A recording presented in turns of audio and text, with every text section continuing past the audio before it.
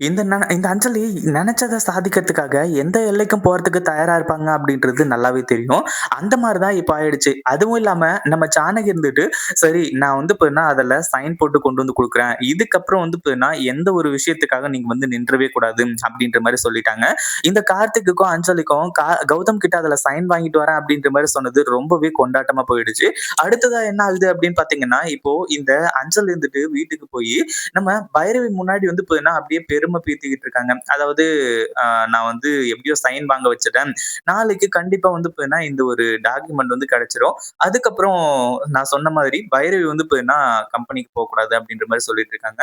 அப்பதான் வந்து இந்த பைரவி வந்துட்டு இந்த விஷயத்த இப்படியே விடக்கூடாது. இவன் நெனச்ச மாரி இப்ப நடந்துருச்சு அப்படின்னா, கண்டிப்பா அடுத்ததா வந்து என்ன நடக்கும் அப்படின்றது இந்த பைரவிக்கு நல்லாவே தெரியும். அதனால இலக்கியாவுக்கு வந்து ஃபோன் பண்றாங்க. ஃபோன் பண்ணி இந்த மாரி ஜானகி அதாவது உன் அத்தை வந்து ஒரு பேப்பர்ல கையெழுத்து வாங்குறதுக்காக கௌதம் கிட்ட போயிட்டு இருக்கா. முதல்ல அத தடுத்து நிறுத்து அப்படின்ற மாரி சொல்றாங்க.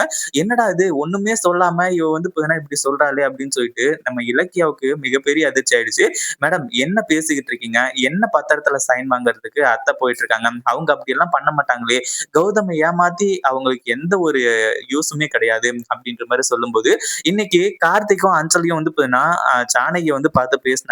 பேசுனது மட்டும் இல்லாம, கௌதம் பேருக்கு வந்து ஒரு மால்வாக் ப்ராஜெக்ட் கிடைச்சது இல்லையா? அந்த ஒரு ப்ராஜெக்ட் கார்த்திக்கு இந்த கம்பெனிக்கு கிடைக்கணும் அப்படின்னா, அதுக்கப்புறம் அதாவது அதுல வந்து கௌதம் இருக்கணும் அப்படின்ற மாரி சொல்லியிருந்தாங்க.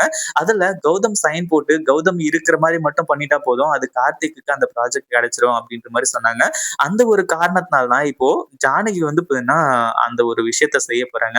தன்னோட மகனுக்காக இது எல்லாத்தையுமே செய்ய போறாங்க. அப்படி இப்படின்ற மாரி சொல்லி, இப்போ எக்ஸ்ட்ரா ஃபிட்டிங்லாம் நெறைய போட ஆரம்பிச்சுறாங்க. அதாவது இந்த பைரவிக்கு தேவையானது என்ன அப்படின்னு பார்த்தீங்கன்னா, இந்த ப்ராஜெக்ட் வந்து கார்த்திக்குக்கு கிடைக்கக்கூடாது. முதல்ல வந்து கிடைக்கணும்னு நெனச்சாங்க.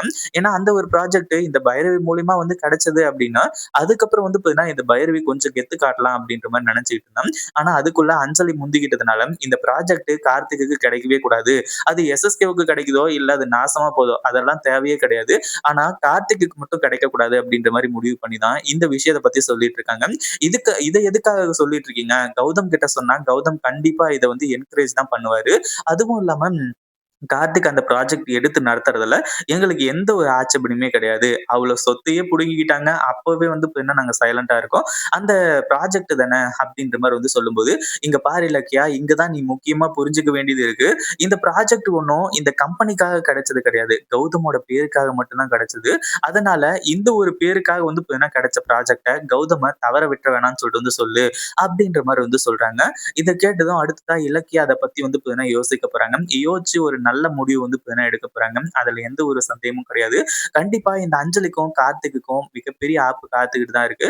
அதுவும் இல்லாம இவங்க நெனச்ச மாதிரி நம்ம கௌதம் கிட்ட இருந்து சைன் வாங்க முடியாம போயிடுச்சு அப்டின்னா, அஞ்சலிக்கும், கார்த்திக்கும் எவ்ளோ பெரிய பல்பா இருக்கும் அப்டின்றத கமெண்ட் பண்ணுங்க.